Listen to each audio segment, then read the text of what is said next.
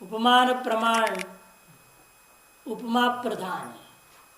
उपमा में सादृश्य ज्ञान और सादृश्य ज्ञान रूपी उपमान प्रमाण को भले नैयायिकों ने शक्ति ग्रह का एक साधन मान लिया। इसे उन्होंने संज्ञा संजी बोधक ज्ञान को उपमिति ज्ञान कह दिया। शब्द का अपना अर्थ में शक्ति ग्रह कराने का जो ज्ञान उसका ना उपमान ज्ञान उपमिति ज्ञान सकर्ण का उपमान बोल दिया। इन उपमा जो लोक में प्रसिद्ध है, सादृश्यता जो दी जाती है किसी भी वस्तु का किसी के साथ, वहां कहीं भी ऐसे शक्ति बोध कराने के लिए प्रयोग नहीं होता। उपमाएं अधिकतर वस्तु की स्तुति के लिए दी जाती है या वस्तु के गुणों को प्रकाशित करने के लिए उपमा दिया जाता है। ये देखने को मिलता जाता है। किसी के दोष को बताने के लिए भी उपमाएं प्रयोग हो जाते हैं। कोई आदमी है ये रावण जैसा है बोल दिया जाएगा, न महादुष्ट है, राक्षस है,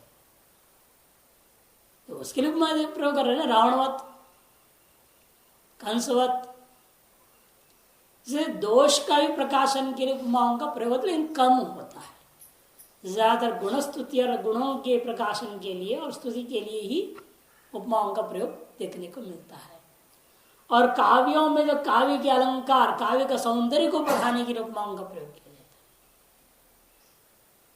है। अतएव उपमा युक्त यह ज्ञान जो है सादृश्य युक्त जो ज्ञान रूप उपमान प्रमाण है, उससे जन उपमिति भी सादृश्य ज्ञान ही है।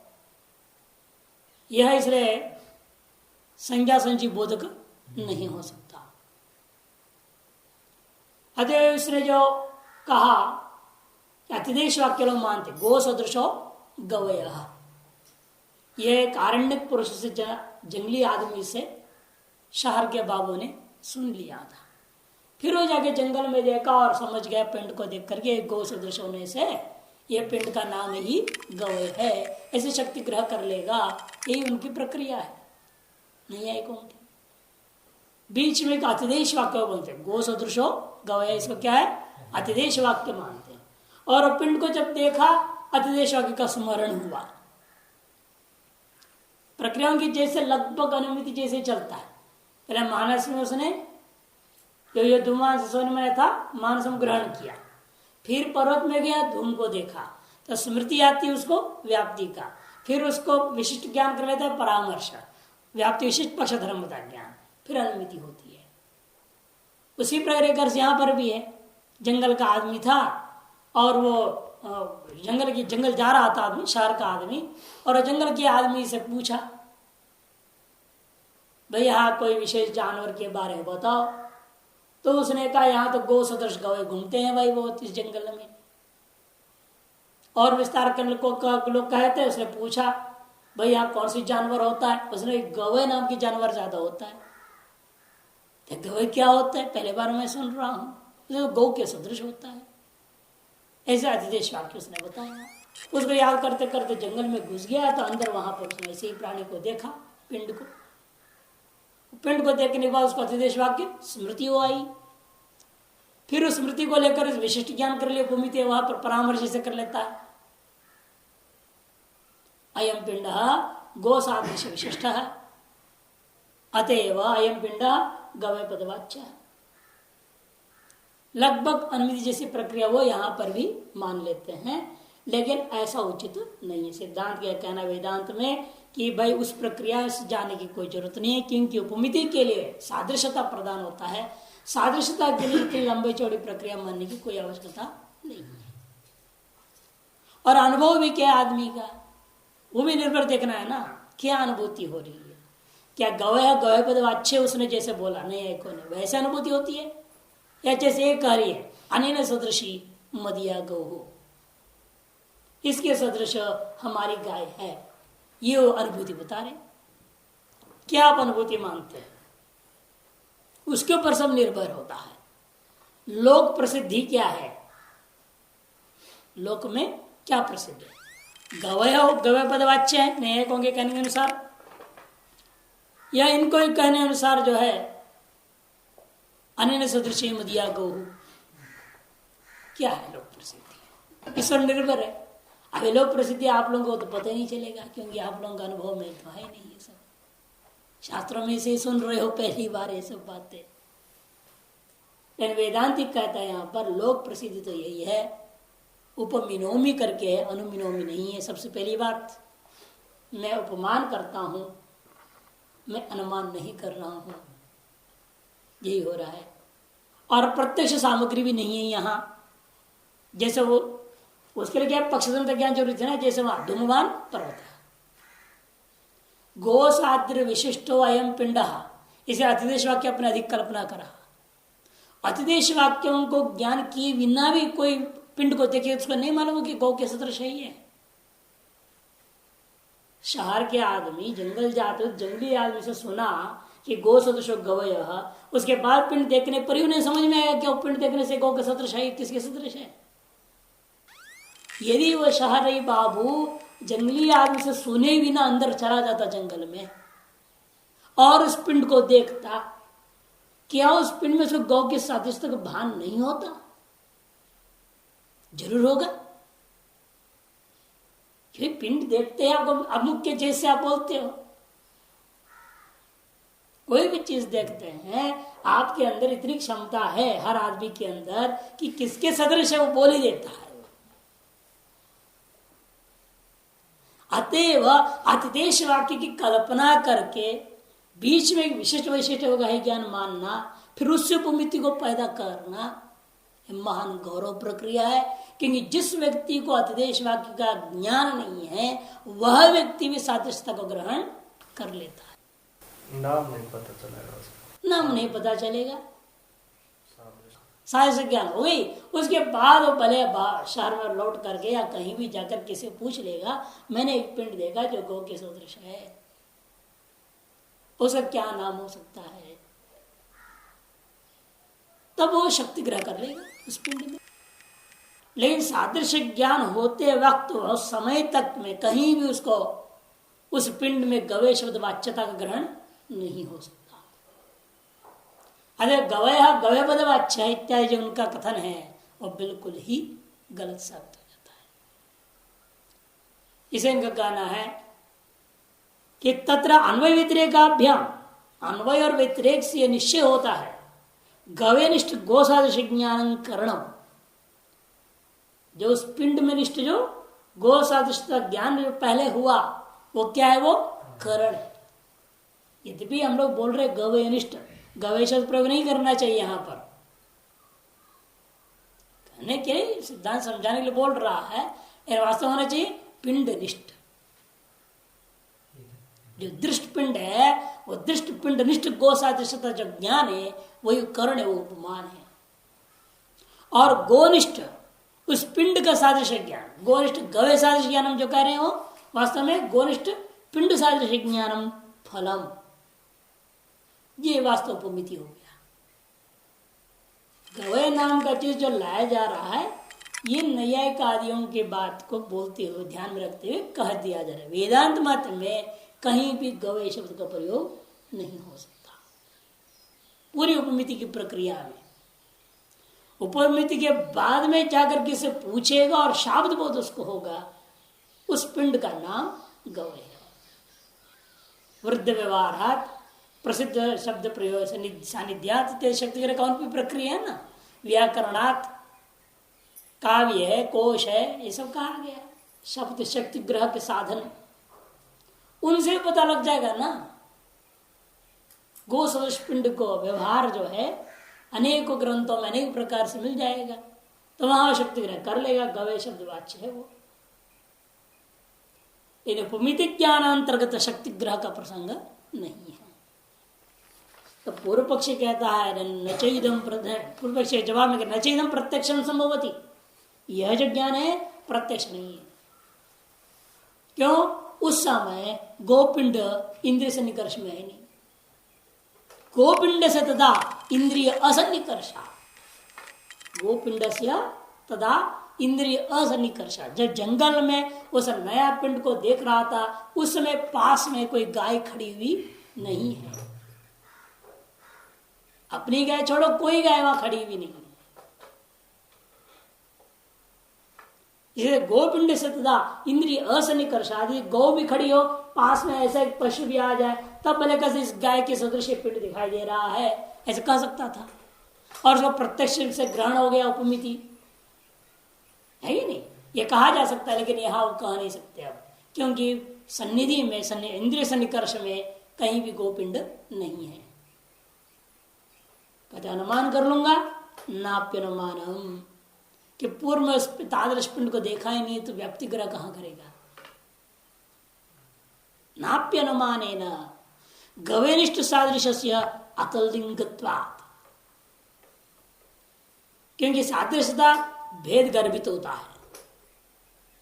तद भिन्न सती तदगत भूयो धर्मवत्वम। चलो, गवनिष्ठ सादृश्य भेद गर्भतया गोवृत्तित्व भावेन, गवनिष्ठ सादृश्यता गौ में नहीं आ सकती, कि सादृश्य हमेशा भेद गर्भित होता है। तनिष्ठ सादृश्य अनुमापकत्वा, इसलिए गवनिष्ठ सादृश्यता का अनुमापक नहीं हो सकता। तभी अनुमान बना के बताएंगे, अब कहीं नहीं, फिर भी हम अनुमान कर सकते हैं, सामान्य बना लूंगा ना। जिनिष्ठ सादृश्यता जिसमें देखी जा रही हो, अनुमान हम कर सकते, सामान्य व्याप्ति करके सादृश्यता को लेकर के।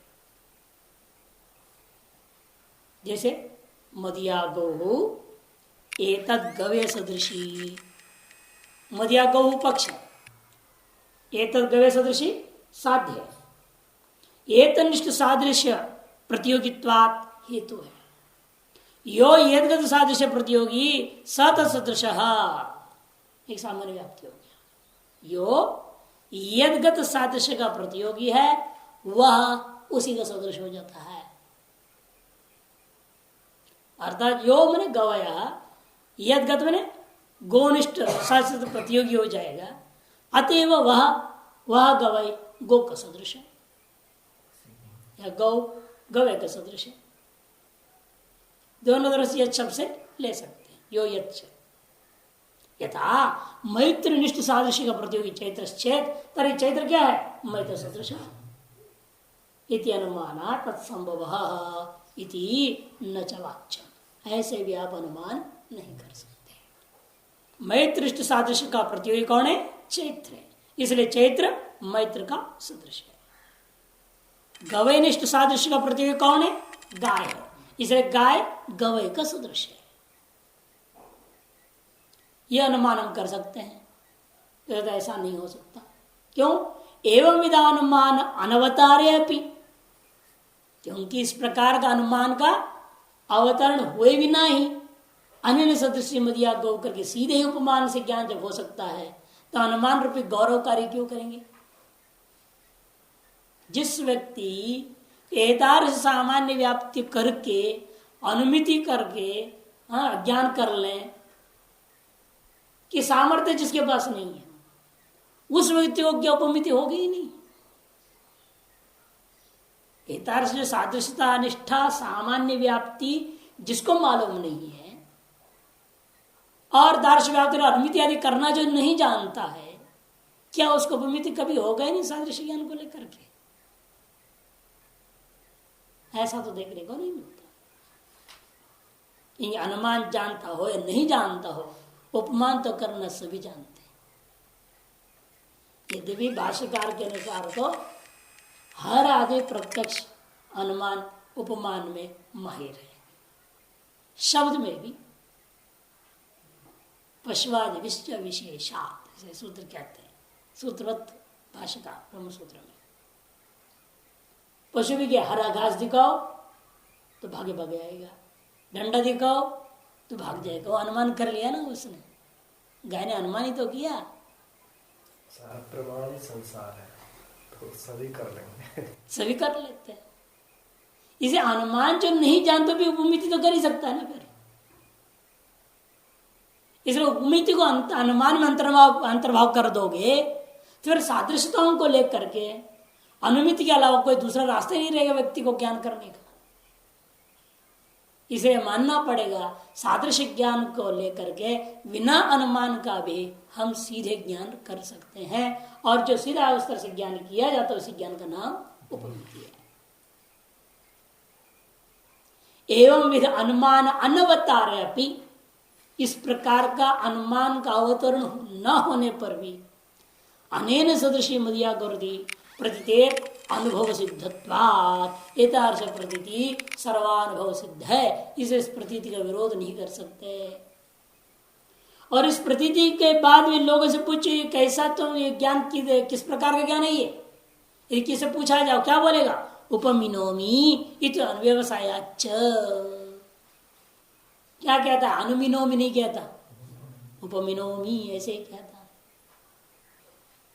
अनुभवामी, अनुमिनोमी, उपमिनोमी, सब अलग अलग है। प्रत्यक्षेण अनुभवामी, इंद्रिय अनुभवामी, इंद्रियों के द्वारा मैं अनुभव कर रहा हूं, जब कहता है तो वह प्रत्यक्ष हो गया। अनुमिनोमी कहता है तो फिर वह अनुमान की अनुमिति हो गई माना जाएगा। तो उपमिनोमी कहता है इसका मतलब है वो उपमान किया है, उपमिति ज्ञान मानी जाएगी। इसे अनुभव के आधार पर, प्रतीति के आधार पर हमें स्वीकार करना पड़ेगा कि बिना अनुमान का भी सादृश्य को लेकर के हमें उपमिति ज्ञान हो सकती है। और असली जवाब यहां नहीं दिए हैं मूल में, वास्तव में अनुमान हो ही नहीं सकता, अनुमान ही नहीं कर सकता। ये पूछा जाए कि भाई आपने जो व्याप्ति ग्रहण किया, जो अनुमिति करने के लिए, ये सामान्य व्याप्ति है या विशेष व्याप्ति है? सामान्य व्याप्ति है या विशेष व्याप्ति है? सामान्य व्याप्ति हो नहीं सकता, क्योंकि यत् तत् शब्दों का प्रयोग होने पर स्वयं न्यायिकों ने कहा है यत् तत् शब्द का जो प्रयोग हो जाता है वह अनुगत हो गया, वो अनुगत नहीं है। कि यत् सामान्य, यत् से किसको लेना है, तत् को किससे लेना है, इसको निर्णय तो है, निश्चायक शब्द तो है नहीं। जैसे यो यो धूमवान, धूम शब्द ये निश्चित पदार्थ है, वन्य निश्चित पदार्थ है। और यहां क्या कह रहे हो, यो यद्गत सादृश्य प्रतियोगी स तत्सदृश, यहां कोई भी विशेषवाचक शब्द ही नहीं। अतः अनुगत ज्ञान को लेकर के आप कभी भी व्याप्ति या किसी भी चीज का वस्तु विशेष का ज्ञान कर ही नहीं सकते। हमेशा कोई ना कोई विशेष को लेकर के ही व्याप्ति होता है। स्वयं न्यायिक लोग 38 व्याप्ति का लक्षण किए हैं न्याय दर्शन में, 38, उसमें से 35 का खंडन हुआ, 35 का खंडन हो गया।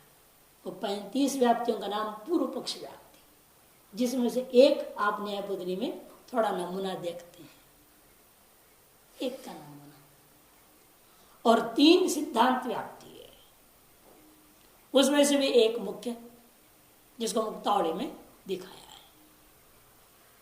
तो इसी कारण से कहते हैं कि भाई देखो उनके यहां जो 35 खंडन हुआ है उसका पीछे कारण यही है, कोई भी विशेषवाचक शब्द अंत में ऐसे विशेषण देते देते देते थक जाता है, वो ऐसा व्याप्ति का लक्षण बन जाता है अंत में, वो सर्वसामान्य शब्दों को प्रयोग करना पड़ जाता है, फिर तो उसको त्यागना पड़ता है। ये अनुगत है। तो इस तरह कहते अनुगत वाचक शब्द यत् तत् का प्रयोग हो गया, अतएव ये व्यक्ति नालायक उपयोगी नहीं। यत् तद्भ्याम अनुगतत्वेन सामान्य व्याप्ति अनुमान अनंगत्वात्, शिखामणिकार उसको दे रहे हैं न्यायिकों की ही शब्दावली में। अगर विशेष व्याप्ति में कर लो फिर गौ और गाय को लेकर के, योग गवनिष्ठ सादृश्य प्रतियोगी स गवे सदृश, कहते नहीं हो सकता कि पहले गवय क्या मालूम ही नहीं तुमको, उपमिति से पहले गवय क्या मालूम नहीं क्या, से गवय शब्द प्रयोग करके आप व्याप्ति तो बना नहीं सकते। गवय शब्द प्रयुक्त व्याप्ति तो हो नहीं सकती, क्यों? प्राग गवय से अज्ञान, पहले गवय का ज्ञान ही नहीं है हमको, अगर विशेष व्याप्ति नहीं हो सकती। जब सामान्य व्याप्ति अनुगत हो गया विशेष व्याप्ति गवय शब्द घटित होगा और वह गवय शब्द घटित व्याप्ति हम ग्रहण नहीं कर सकते क्योंकि गवय क्या मालूम ही नहीं है अभी तक। जिसको धूम क्या मालूम नहीं है तो क्या कहेंगे। जैसे पहले पहले अंग्रेजी में जब पढ़ाते हैं ना तो पूर्व पक्षी बोलने से वो एक बार ऐसे सुनाते हैं लोग, कई जगह हुआ घटना है। पक्षी शब्द आता है ना, वो कहीं which is this eastern bird, पूर्व पक्षी या ईस्टर्न बर्ड, पूर्व दिशा की कोई चिड़िया। अब पूर्व पक्षी का अर्थ थोड़ी है यहाँ। पूर्व पक्षी ने वाद करने वाला सिद्धांत विरुद्ध में बोल रहा है जो, उसको पूर्व पक्षी कहा जाता है। ये सिद्धांत पक्षी, वो पूर्व पक्षी है। अब उसको ईस्टर्न बर्ड अर्थ कर दिया। अब पूछने लगे ईस्टर्न बर्ड कौन से ईस्टर्न बर्ड, वेदांत पाठ में क्या बार बार ईस्टर्न बर्ड बोलते रहते हैं आप। वेदांत से ईस्टर्न बर्ड से क्या मतलब है। पूर्व दिशा का कोई, पूर्व देश का, अमेरिका का भी पूछेगा ही, अरे भारत के पक्षी से क्या मतलब है। हम तो अमेरिका में वेदांत पढ़े रहे हो तो अमेरिका के पक्षी के बारे में बोलना चाहिए, वेस्टर्न बर्ड बोला ना, पश्चिम पक्षी। जो व्यक्ति उस शब्द को कभी सुना ही नहीं है उसका अर्थ उल्टा पुल्टा करेगा। इसलिए गवय शब्द को पहले सुना नहीं, गवय क्या जानता नहीं, उस व्यक्ति को गवय शब्द निष्ठ कोई व्याप्ति बना करके कहो अनुमिति कर लो तो कैसे करेगा। अतः सामान्य व्याप्ति हो नहीं सकती, विशेष व्याप्ति नहीं हो सकती। व्याप्ति असंभव होने से अनुमिति ही असंभव हो गया। इस तरह से इसका खंडन होता है। अतः नानुमान तत्संभव। और ये तो व्याप्ति संभव नहीं। दूसरी बात, तुम्हारा साध्य अप्रसिद्ध है, क्योंकि एतद गवय सदृशी, ये आपने साध्य बोल दिया। मदिया गौ पक्ष है अनुमान में, एतद गवय सदृशी ये आपका साध्य नहीं। नैयायिकों क्या नहीं, पिंड सदृशी है ना, ये तो वेदांति बोल सकता है ना। नैयायिक तो गवय ही बोलेगा, तो नैयायिक लोग अनुमान कर रहे हैं यहाँ, उसके नचवाच्यम सिद्धांत खंडन कर रहा है। वो तो गवय शब्द प्रयोग करेंगे, शक्तिग्रह करना है उसने। तो हम कहते थे वहां पर गवय निरूपित गौ की सादृश्यता रूपी साध्य जो है ना, यही अप्रसिद्ध होगा। गवय निरूपित सादृश्यता आप गौ में ले जा रहे हो ना। जब साध्य अप्रसिद्ध इसलिए है क्योंकि इस हेतु के माध्यम में गवय को जानना चाह रहा हूं। जिसको जानना है, जाना ही नहीं अभी तक, उसको मैं सिद्ध कैसे कर दूंगा पक्ष में। इसलिए कहते हैं गवय निरूपित गो सादृश्य रूपा जो साध्य है वही अप्रसिद्ध है। तो हेतु अप्रसिद्ध हो गया, साध्य अप्रसिद्ध हो गया, व्याप्ति अप्रसिद्ध है, तो अनुमान कैसे होगा। ये असली जवाब है, अनुमान संभव ही नहीं है। और ये न क्या प्रकार अनुमान को हम कर भी लेते हैं वेदांति के अनुसार। वेदांत एक देश भी कह सकता है, फिर कहो गवय शब्द हटाओ, पिंड रख दो उधर। मदिया गहु अनेन पिंडेन सदृशी, क्यों? एतनिष्ठ सादृश्य प्रतियोगित्वात्, यो यत् पिंड सादृश्य प्रतियोगी सत सदृश। ऐसे यदि हम वेदांत एक देशी भी अनुमान कर देने लग जाए तब ये जवाब। एवं विद अनुमान अवतार्य अपि, अनुमान अनवतार्य, इस प्रकार के अनुमान का अवतरण हुआ ही नहीं। जिस किसी के बुद्धि में एतादृश अनुमिति न हो, फिर भी वो व्यक्ति क्या सादृश्य से भी ज्ञान कर ले रहा है और कहता है उपमिनोमी, ऐसे व्यवसाय भी कर रहा है। ऐसी स्थिति में आपको उपमितीय प्रमाण मानना ही होगा। इस पर बहुत शास्त्रार्थ नैयायिक लोग करेंगे, यहाँ बहुत भयंकर है शिखामणि टीका में। तस्मात्, इसीलिए निष्कर्ष निकला उपमानम मानांतरम, उपमान प्रमाण एक स्वतंत्र प्रमाण मानना पड़ेगा। अथागम परिच्छेद, चौथा परिच्छेद शुरू होता है आगम परिच्छेद। अथ आगमो निरूप्यते, अब शब्द प्रमाण का निरूपण किया जाता है। उपमान के अनंतर शब्द का निरूपण क्यों कर रहे हो? यहां बहुवादी सम्मत न्याय लागू होता है। बहुवादी सम्मत न्याय के अनुसार इसको लेना ही था तो पहले लेना चाहिए था, उपमान प्रमाण पहले आना चाहिए। कि उपमान को कौन मानते हैं? नैयायिक मानते हैं, क्योंकि केवल प्रत्यक्ष मानता है चार वाक, शब्द प्रत्यक्ष को मानता है, केवल प्रत्यक्ष मानता है चार वाक, और प्रत्यक्ष और अनुमान को मानते हैं बौद्ध और वैशेषिक। प्रत्यक्ष, अनुमान और शब्द प्रमाण, योग और सांख्य, बहुवादी ये हो गए। उपमिति को न मानने वाले ये हैं, उपमिति को मानने वाले फिर आएंगे नहीं आएंगे। फिर अर्थापत्ति मानने वाले मीमांसक, फिर वेदांती अनुपलब्धि को मानने वाले और भाट्ट मीमांसक।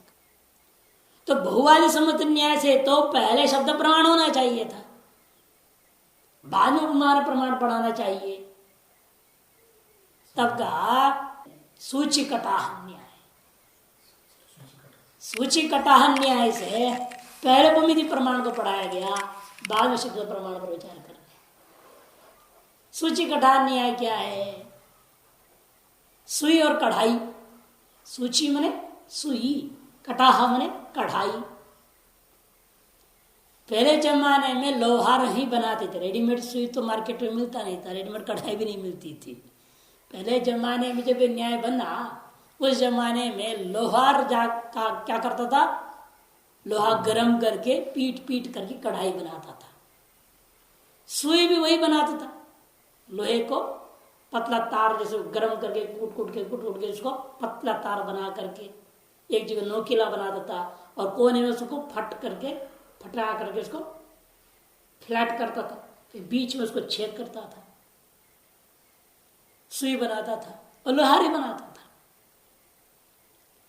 अब ऐसी स्थिति हुई, एक बार उसके लोहार के सामने एक आदमी आया था, उसने कढ़ाई बनाने के लिए कह दिया। कढ़ाई बने तो ऐसे ठंडी के दिन तो बहुत ज्यादा टाइम लगता है, तो उसने 4 दिन के बाद आने के लिए कहा उसको। इस बीच में एक और आदमी आया, उसे बोले मेरे लिए सुई बना के दे दी। सुई तो उसने घंटे 1.5 घंटे का काम है, इसे जो कढ़ाई बना रहा था उसको बगल में रख दिया, आधा आधा बना के ही रख, और सुई बनाने लगा। क्यों? क्योंकि जो शीघ्र होएगा और उसका लाभ भी तुरंत धन में मिले, वो तो 2 दिन बाद मिलना है। और सुई को कहूंगा तो 2 दिन बाद आओ भाई, कढ़ाई बनने के बाद तुम आना, तब तुम्हारी सुई बनाओगे, दूसरे लोहार के पास पहुंच जाएगा। 2 दिन तक क्यों बैठा रहेगा घर पे? दूसरे कोई लोहार के पास जाए जो झटपट बना के दे, वो तो घंटे भर का काम है। इसलिए ऐसे में क्या करता है लोहार? पहले सुई बनाता है, कढ़ाई को रोक देता है। भले वो बड़ा काम है, अधिक धन मिलना है, सब कुछ है, लेकिन वो देर से होने वाला कार्य होने से शीघ्र फलप्रदायक को देखता है व्यक्ति, तो सुई को पहले बनाता है, कढ़ाई को बाद में। उसी प्रकार से उपमिति प्रमाण सबसे छोटा प्रमाण है, शीघ्र ही संपन्न हो जाएगा, जल्दी खत्म होने वाला मामला है। और शब्द प्रमाण बड़ा प्रमाण है, बहुत विचार है उसमें। शक्ति ग्रह का प्रसंग उठाएंगे तो बहुत लंबा चौड़ा काम हो जाता है। शक्तिवाद अलग पुस्तक ही छाप दिया है, उपमिति पर कोई अलग पुस्तक नहीं आज तक दुनिया में, कोई जरूरत भी नहीं उपमिति प्रमाण पर ज्यादा चर्चा करने की। शब्द प्रमाण पर बहुत भारी लफड़ा है, लक्षणाओं को लेकर के भी लफड़ा, तात्पर्य बीज मानना है, अन्वय अर्थ अनुपपत्ति मानना है, क्या मानना है, उसमें लक्षणा का बीज, उसमें भी लफड़ा है। शक्ति ग्रह जो 8 प्रकार के होते हैं उसको लेकर के है, और शक्ति ग्रह में भी प्रत्येक शक्ति क्या है, सुख में सो जस की क्या शक्ति होगी, अमोढ़ रस की शक्ति ग्रह कैसे होगा, इसी प्रकार से 10 गणों का, फिर प्रत्येक निजंत सन्नंत यंगंत यंगलुंगंत समास, प्रत्येक समास का तद्धित प्रत्येक तद्धित अर्थ का शक्ति ग्रह कैसे होगा, उसकी जो है शाब्द बोध किस प्रकार की होगी, लंबा चौड़ा मामला है। इतना लंबा चौड़ा मामला है, वो अकेले शब्द खंड को पढ़ाया जाए ढंग से तो 1 साल लगेगा शब्द खंड पढ़ने में, 1 साल लग जाएगा यदि ढंग से पूरा शब्द खंड पढ़ा। लेकिन मतलब विस्तृत शब्दखंड छपा हुआ पुस्तक भी आपको नहीं मिलता है, अलग अलग टुकड़ों में पुस्तक है। शक्तिवाद अलग पुस्तक है, शब्द तात्पर्य अवबोधनी अलग पुस्तक है, अलग अलग पुस्तक रखा हुआ है। और मुक्तावली का एक शब्दखंड है ना, उसी के ऊपर अलग छपी हुई है, प्रकाश विलास टीका सहित विस्तार और इतना मोटा पुस्तक है शब्दखंड नाम से। उनको पढ़ा दिया जाए तो एक एक साल लग जाएगा शब्दखंड समझने में, और उपमिति प्रमाण तो 2 दिन में मामला खत्म हो गया। इस जितना भी स्तर से पढ़ा लो उपमिति प्रमाण, ज्यादा से ज्यादा 10 दिन 15 दिन लगा सकते हो, और क्या लगाओगे, टीका टिप्पण सब लगा दूंगा तो ये 15 दिन से ज्यादा उपमिति प्रमाण का विषय नहीं है। इसलिए भले ही शब्द बहुवाद सम्मत है, फिर भी उपमिति को पहले पढ़ा जाता है सूची कथन न्याय से। आते उपमिति प्रमाण के अंतर उस बहुवाद सम्मत न्याय के आधार पर 2 बार हम अर्थापत्ति के से पहले शब्द प्रमाण को लेंगे। अथ आगमो निरूप्यते यस्य वाक्य से तात्पर्य विषयीभूत संसर्गो मानांतरण न बाध्यते तद वाक्यम प्रमाण। कौन सा वाक्य प्रामाणिक वाक्य माना जाता है? यस्य वाक्यस्य तात्पर्य विषयीभूत संसर्ग, जिस वाक्य का तात्पर्य विषयीभूता जो संबंधित पदार्थ संसर्ग वह प्रमाणांतर से, प्रमाणांतर में नहीं कोई दूसरा अनुमानादि प्रमाण से, ऐसा अर्थ नहीं लेना, सजातीय प्रमाणांतर से, सजातीय मानांतर से न बाध्यते, जब बाधित न हो, तद वाक्यम प्रमाणम, वह वाक्य ही प्रमाण होता है। क्योंकि इसलिए यहां पर मानांतर से हम ले रहे सजातीय मानांतर कहना पड़ता है, क्योंकि ब्रह्म वाक्य को छोड़कर, ब्रह्म परक वाक्यों को छोड़कर अन्य जितने भी वाक्य आप संसार में प्रयोग करेंगे सब क्या है? मिथ्या है, बाधित हो जाता है। नेह नानास्ति किंचन, इसे ब्रह्म पर वाक्य को के द्वारा अन्य समस्त वाक्य बाधित हो जाते हैं। इसलिए अबाधित न बाधित तो कोई वाक्य मिलेगा ही नहीं। अबाधित वाक्य ब्रह्म पर वाक्य के अलावा और कोई वाक्य बाधित वाक्य नहीं मिलेगा, फिर सारा वाक्य अप्रामाणिक हो जाएगा। तब कहेंगे इसलिए मानांतरेण न बाधित, सजातीय मानांतर, कि ब्रह्म पर वाक्य क्या है? पारमार्थिक सत्ता निरूपित वाक्य है, और अन्य वाक्य व्यावहारिक सत्ता निरूपित वाक्य है। सजातीय प्रमाण के बाधित होने का मतलब क्या? अन्य वाक्यों को सजातीय करने का मतलब व्यावहारिक सत्ता का ही कोई दूसरा वाक्य से बाधित होना चाहिए, तब वो अप्रामाणिक हो जाएगा। व्यावहारिक सत्ता का ही दूसरे वाक्य के द्वारा यदि आपकी कहा हुआ वाक्य बाधित नहीं होता है तो वो वाक्य आपका प्रामाणिक हो जाएगा। भिन्न भिन्न सत्ता के वाक्यों को लेकर परस्पर बाध्य बाधक भाव का विचार हमें करना नहीं है। प्रातिभाषिक सत्ता में जो स्वप्नकालीन जो वाक्य है व्यावहारिक सत्ता में आते ही बाधित हो ही जाता है। तो अबाधित वाक्य कहां से मिलेगा आपको? समस्त लौकिक वाक्य अब फिर अप्रामाणिक हो जाएगा। इसमें का कहना है मानांतरण कर तो सजातीय मानांतरेण, ब्रह्म पर वाक्यातिरिक्त सकल वाक्येषु स्वार्थ संसर्ग से निहनानास्ति इत्यादि बाधितत्वाद अव्याप्ति होगी। इसे कदे अबाधित करते मानांतरण अबाधित, मानांतरण सजातीय मानांतरण तथा च पारमार्थिक तत्व वेद कैर वेदांत वाक्य ही घट आनयनादि संसर्गनिष्ठ वाक्य से घटम आनय, यह वाक्य सत्यम ज्ञानमंतम ब्रह्म वाक्य के द्वारा भले बाधित है, लेकिन घटम आनय यह वाक्य तब तक प्रामाणिक होगा जब तक इस घटम आने का विरोधी कोई व्यावहारिक सत्ता में, कोई व्यावहारिक सत्ता का वाक्य जो उसको बाधित करने वाला हो, तब वो वाक्य क्या होगा?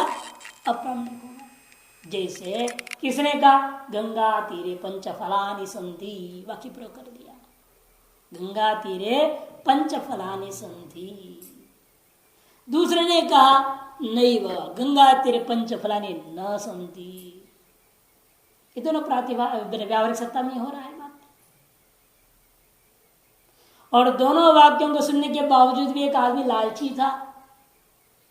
वो सोचा क्या, उल्टा सोचने वाली खोपड़ी क्या होती मालूम, वो यही सी होता है। वो सोचते ये जो बोल रहा है ना वो नहीं है करके, इसलिए बोल रहे थे कि मैं जाके न खा, खुद जाके बाद में ले लेगा। ये मेरी ही प्रवृत्ति से मेरे को लाभ होने इसमें नुकसान कराने के लिए जानबूझ के कह रहा है, वहां नहीं है। ऐसे उल्टे सोचने वाले सोचेंगे और जाएंगे, और जाएंगे वहां जाएगा गंगा तेरे को मिलेगा नहीं, मिलेगा नहीं। तब समझ में आएगा उसने ठीक कहा था। इतना धक्का खाने के बाद समझ में आएगी कि उसने ठीक कहा था, कि वास्तव में वो ठगों का वाक्य था, वहां वास्तव फल नहीं था। तो विपरीत सोचने वालों का यही हमेशा हाल चलता है। तो इसलिए कहते जब व्यावहारिक सत्ता में विरोधी वाक्य कोई उपस्थित हो जाए और वह विरोधी वाक्य यथार्थ विषय को कथन कर रहा हो, तब पूर्व वाक्य यथार्थ विषय को कथन करने से बाधित हो जाता है। इसे सजाती होना चाहिए। पारमार्थिक वाक्य के लिए पारमार्थिक वाक्य ही बाधक हो सकता है, प्रातिभाषिक वाक्य के लिए प्रातिभाषिक वाक्य ही बाधित होगा, व्यावहारिक वाक्य में व्यावहारिक वाक्य प्रतिबद्धक होगा। जैसे इदम रजतम था, फिर नेदम रजतम आ जाता है, नेदम रजतम इदम रजतम का बाधक हो जाता है। समान सत्ता में हुआ। इसे मानांतरेण मने सजातीय मानांतरेण इत्यर्थः। नहीं तो क्या होगा, घट आनयन हो, बल्कि याग स्वर्ग आदि भी बाधित हो जाएंगे। ब्रह्म परक वाक्य से दृष्टिकोण से नेह नानास्ति किंचन आधार पर न स्वर्ग है न याग है। ये तो स्वर्ग का वाक्य भी मिथ्या, वो भी बाधित हो जाएगी, है कि नहीं। वेद का एक अंश के द्वारा वेद का अन्य अंश को बाधित कर लोगे क्या, वो भी अपने स्थल पर प्रामाणिक है, अप्रामाणिक नहीं है। सजातीय मैंने व्यावहारिक तत्वावेदक ही प्रमाणांतरे बाधा भावात न व्याप्ते है। इसलिए तात्पर्य विषय संसर्ग सजातीय मैंने व्यावहारिक मानांतर के द्वारा निर्भर होता है। जिस वाक्य को यस्य वाक्य सब किस वाक्य को ले रहे हैं, पारमार्थिक वाक्य को ले रहे हैं, प्रातिभाषिक वाक्य को ले रहे हैं कि व्यावहारिक वाक्य को ले रहे हैं। जिस सत्ता का वाक्य को ले रहे हैं उसी सत्ता के वाक्यांतर के द्वारा बाधित नहीं होना चाहिए। तब ऐसा जो वाक्य होगा तो उस वाक्य को प्रमाण कहा जाता है। तद वाक्यम प्रमाणम। लेकिन वह वाक्य प्रमाणिक तब होगा जब उससे ज्ञान सम्यक पैदा हो, तब ना। तत्व आवेदक होना चाहिए, तत्व का बोधक होना चाहिए। तत्व माने यथार्थ वस्तु का बोधक होना चाहिए। लेकिन यथार्थ वस्तु का बोध वाक्य से कैसा होगा, निर्णय कैसे होगी, कहते वाक्य जन्य च ज्ञाने। वाक्य जन्य ज्ञान में ये तीन चीज की, चार चीज की आवश्यकता है। नहीं, एक लोग तीन बोलते हैं, ये लोग चार। आकांक्षा, योग्यता, आसक्तय, तात्पर्य ज्ञानंच इति चत्वारि कारणानि। चार कारण हैं, आकांक्षा, योग्यता, आसक्ति और तात्पर्य ज्ञान। क्योंकि लौकिक वाक्यों में भी तात्पर्य ज्ञान बहुत जरूरी हो गया, अनादिकाल से ही है। अब तो आजकल तो ज्यादा ही उसका महत्व बढ़ गया है। क्योंकि लौकिक वाक्यों में भी लोग जो शब्द प्रयोग कर रहे हैं पता नहीं चलता किस तात्पर्य से बोल रहे हैं। आप सीधे साधे लोगे तो धोखे में रह जाओगे।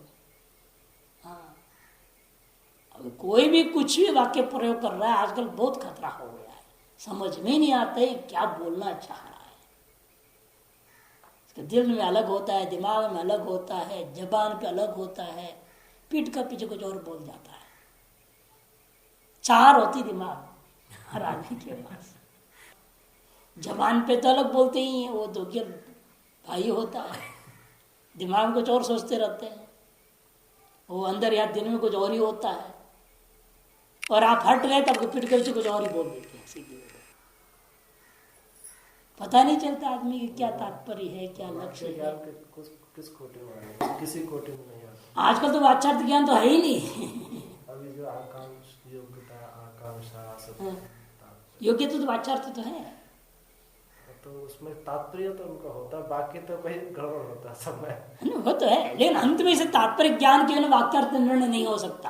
केवल वाच्यार्थ से वाक्यार्थ निर्णय नहीं होगा। वाक्य में कोई वाच्यार्थ होता नहीं, केवल पदों में होता है। पदों की वाच्यार्थ हम लेंगे ही, लेकिन लेने के बाद जब वाक्यार्थ निर्णय करूंगा, केवल वाच्यार्थ के आधार पर वाक्यार्थ निर्णय नहीं होगा, ये वेदांत का कहना है। तो तुम से सब वाक्य में भी गड़बड़ हो जाएगी। वाच्यार्थ के आधार पर चलेंगे, फिर समास आदि मानना पड़ जाएगा वहां। इसे तात्पर्य ज्ञान लेना पड़ेगा, तभी वाक्यार्थ का निर्णय होता है, नहीं तो निर्णय नहीं हो सकता। वाक्य जन्य ज्ञान है आकांक्षा योग्यता आसक्तय तात्पर्य ज्ञान इति चत्वारि कारणानि, 4 कारण होते हैं।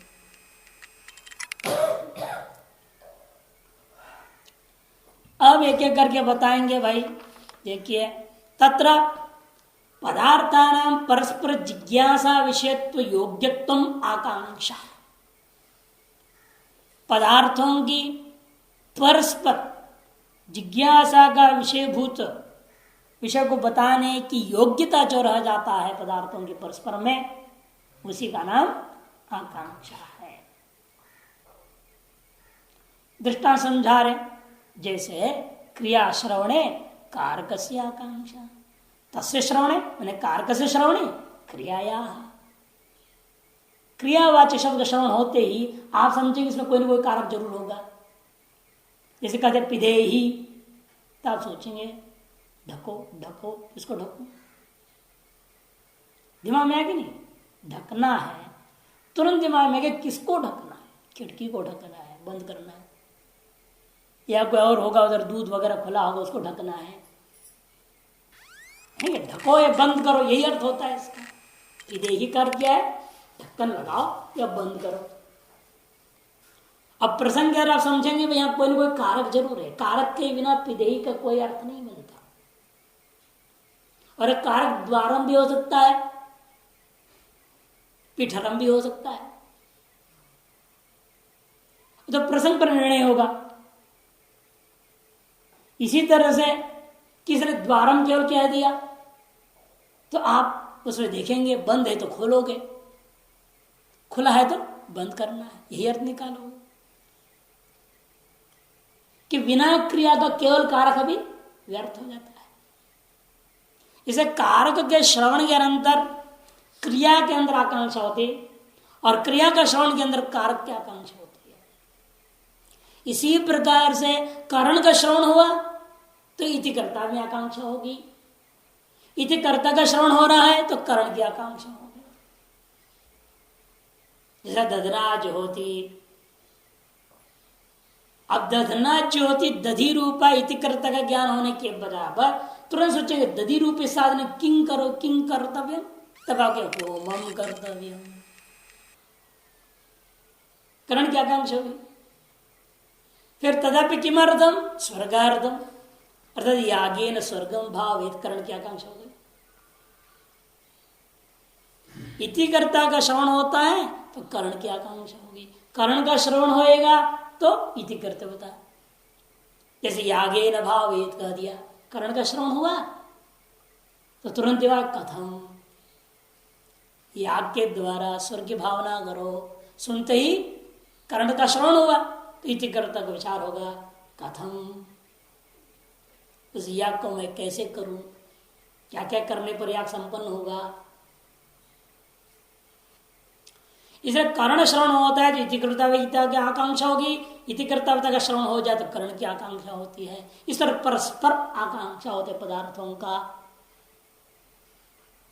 कर्ण श्रवणे इति कर्तयाश्च, और इति कर्ता श्रवणे कर्ण से जिज्ञासा विषयत्वात्, ये जिज्ञासा के विषय होते हैं।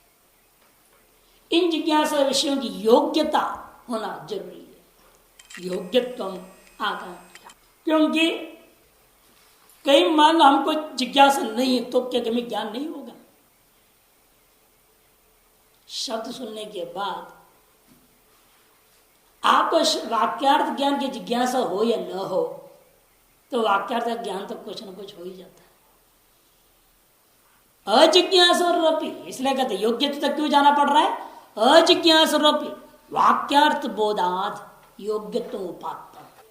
अजिज्ञासुरपि, जो जिज्ञासु नहीं है, जिज्ञासा विषयत्व योग्यत्व अवच्छेद का अपरिचय दुर्ग्रहम। अजिज्ञासुरपि वाक्यार्थ बोधात, उसको भी वाक्यार्थ बोध हो जाता है। इसलिए हम मतलब कि पदार्थों में खुद योग्यता कुछ है, आपकी जिज्ञासा हो या ना हो, वाक्यार्थ तो ज्ञान आपको कुछ न कुछ करा देगा। बल्कि कई बार जिज्ञासा आपको सही ज्ञान भी करा सकता है, गलत वाक्य से भी सही ज्ञान हो जाता है। अगले ने कुछ भी मन में रखकर बोला होगा, लेकिन आपकी जिज्ञासा जो थी उनसे सुनने का, वो उसी अर्थ को लेना चाहेंगे उनके वाक्यों से। इसमें हानि भी है, लाभ भी है, दोनों होता है कि मेरे मन में क्या है, मैं किस भावना से क्या सुनाना चाह रहा हूं, ये महत्व नहीं रखता है ना। आपकी जिज्ञासा महत्वपूर्ण हो जाता है। आप क्या जानना चाह रहे हैं, आपके मन में जिस चीज की जिज्ञासा है, हमारे वाक्यों से वही अर्थ निकालने का प्रयास करेंगे। हम क्या अर्थ बोध करना चाह रहे हैं, वो तो पीछे हट जाता है, तो हानि हो गई। वही हम बताते, एक बार एक सिनेमा के गाना सुना हमने, बहुत सुंदर गाना था हमारे लिए। हम तो भजन के दृष्टिकोण से उसको लिया। कल पर्दा ही पर्दा, पर्दे के पीछे पर्दा नहीं है, इस सिनेमा के गाना चल रही थी और हमें मालूम नहीं सिनेमा का गाना है। हमने सोचा कोई कवि लिखा है, बहुत बढ़िया भजन लिखा है, पूरा वेदांत बोल रहा है, तो कमाल कर दिया। हमने कहा पर्दा मैंने माया, माया है माया, माया का पीछे माया नहीं है, वो ब्रह्म है ना वहां। तो हमने अपने हिसाब से अर्थ लेकर के, हमने तो बहुत बढ़िया भजन का कैसेट है। वो पान की दुकानें बज रही थी मुंबई में। मैंने उस दुकानदार के पास गया और बोला उसको, बढ़िया भजन के कैसेट कहाँ से तुमने लाया भाई, बहुत बढ़िया भजन है ये तो। वो हंसने लगा, मतलब पागल हो गए, ये तो सिनेमा के गाना है। मैंने कहा सिनेमा आया कुछ भी हो, हमें तो ये भजन लगा और हमारा अर्थ उसमें अपने आप हिसाब से दिया है। एक कैसेट हमें दो। हम लोग कैसेट खरीदा वो पान वाले से। अब जिज्ञासा हमारे अंदर क्या, वेदांत का चिंतन था, वेदांत के दृष्टिकोण से विचार चलता है, तो वो गाने को भी वेदांत के दृष्टिकोण से नहीं लिया। जिज्ञासा का विषय वेदांत था, इसे कोई कुछ भी गा रहा है, लेकिन उसमें हमने दूसरा ही लिया। बाद में हमको पता चल कर हमने वो सिनेमा का नाम देखा, हमने जिज्ञासा हो गई तो कोई सिनेमा के गाना बोल रहा है, देखूं तो भला इस सिनेमा में किस प्रसंग में इसको गाया। वहां देखा तो वो उल्टा ही काम था, एक छोकरी का पीछे गा रहा था उस सिनेमा में। तो ऐसे होता है। अब ये कि आपकी जिज्ञासा क्या करते हैं, कहीं गलत भी ले सकते हैं, कहीं सही भी ले सकता है, लाभान्वित भी हो सकते हैं, हानि भी हो सकता है। इसे सर्वदा पदार्थों के बाद वाक्यार्थ ज्ञान में जिज्ञासा कारण हो, यह कोई जरूरी नहीं रहा। जिस अर्थ में जो व्यक्ति जो वाक्य का प्रयोग कर रहा है, उस वाक्य का वहां अर्थ आप भी ग्रहण करें, यह कोई जरूरी नहीं है। आपके अपने अंदर जो पूर्वाग्रह है, संस्कार है, वासनाएं हैं, उसके अनुरूप जो जिज्ञासा है, उस जिज्ञासा अनुरूप आप वाक्य के अर्थों को ले लेते हैं। उसमें कई बार अच्छा भी हो जाता है, कई बार बुरा भी हो सकता है। इसे कहते हैं केवल जिज्ञासा विषयत्म कह करके कहन देना उचित नहीं। आपका जिज्ञासा का विषय भी हो, और क्या आपकी जिज्ञासा का विषय उस वाक्य की तरफ बोध करने योग्य है, वो योग्यता भी होना चाहिए। उस वाक्य में आपके जिज्ञासा विषय को बोध कराने की योग्यता होना चाहिए, दोनों होनी चाहिए, तभी सही सही वाक्यार्थ बोध होता है। इसलिए परस्पर जिज्ञासा विषयत्वम इतने लक्षण नहीं करेंगे हम, क्योंकि इससे अधिकतर गड़बड़ी होने की संभावना। अजिज्ञासा का विषय वाक्यार्थ बोध में आ ही नहीं पाएगा। इसे जिज्ञासा का विषय भी हो और योग्यत्व पर्यंत हमें लक्षण देने अजिज्ञास वाक्यार्थ बोधाद योग्यत्वम उपात्तम तदवच्छेद कंच। फिर अवच्छेद क्या होगा उस योग्यता का? क्रियात्व कारकत्वाद कमिति नातिव्याप्ति ही, इसे कहीं भी अतिव्याप्ति दोष नहीं होगा। नस्ति आकांक्षा लोक वेदे क्रियापदिषु घटमान इत्यादिषु समिति दर्शप्रमास इत्यादिषु अंग प्रधान वाक्येषु क्रिया कर्म करुण इतिकृतात्मानां जिज्ञासा विषयत्व योग्यत्व अवच्छेदकानां सत्वात् नीलो। लेकिन समस्या कहाँ होता है? नीलो घटः क्रिया कारक कहाँ के सिद्धार्थ बोधक वाक्यों में क्रिया कारक करुण कर्तव्यता आदि लफड़ा नहीं होता। इदम पुष्पम सिद्ध वस्तु बोधक वाक्यों में इंद्रो वज्रहस्त पुरंदर, इंद्रो पुरंदर वज्रहस्त विषय दे रहे हैं। सहस्रनाम पढ़ते भगवान के 1000 नाम पढ़ रहे, वहां कौन सी क्रिया कारक अन्वय करना है? केवल उस विष्णु भगवान के स्वरूप का बोधक है ना, हजारों नाम। वो पूरे वाक्य में कहीं क्रियापद नहीं मिलेगा। पूरे 1000 पूरे श्लोक पढ़ लो, 132 श्लोक, कहीं भी नहीं है वह।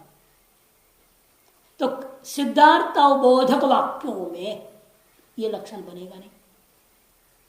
तब कहते हैं अभेदान्वये, जैसे दृष्टांत है ना, गौर अश्व पुरुषो हस्ति इत्यादौ नाति व्याप्ति हो, समाप्त कर दो। हाँ, क्रियात्व कारकत्वादि कमिति नाति व्याप्ति गौर अश्व पुरुषो हस्ति इत्यादौ इत्यादि वाक्यों में अतिव्याप्ति दोष नहीं होगा।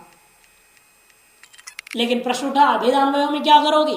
अभेदान्वये च समान विभक्ति का पद प्रतिपाद्यत्वम तदवच्छेदकम, योग्यता का अवच्छेदकम बदल देंगे। भेद वाक्यों में अवच्छेद क्या था? क्रियात्व कारकत्व आदि, क्रियात्व कारकत्व करणत्व इतिकृतात्व, ये सब अवच्छेद बनेगा योग्यता का। किसमें? भेदनिष्ठ वाक्यों में। और अभेद वाक्यों में अवच्छेद क्या होगा? समान विभक्ति का पद प्रतिपाद्यत्वम अवच्छेद, ये अवच्छेद हो जाएगा। इति तत्त्वमस्यादि वाक्येषु न व्याप्ति है, इसे तत्त्वमादि तत्त्वमसि हुआ, जैसे वज्रास्त्र पुरंदरा इंद्रा इत्यादि वाक्य हुआ, जो क्या है वहां पर? समान विभक्ति पद प्रतिपाद्य, दोनों ही प्रतिमान थे। समान विभक्ति पद के द्वारा प्रतिपाद्यत्व रूपी योग्यता उन वाक्यों में रहेगा। तादृश वाक्यों से वाक्यार्थ बोध इस अवच्छेद को लेकर के हो जाएगा। इसे वाक्यार्थ गया बोध में योग्यता का अवच्छेद दो अलग अलग, भेदनिष्ठ वाक्य हो तो अलग, अभेदनिष्ठ वाक्य तो भेद वाक्यों में कारकत्व क्रियात्वादि अवच्छेद हो जाता है। अभेद वाक्यों में समान प्रात विभक्ति का पद प्रतिपादित रूपा योग्य अवच्छेद होता है।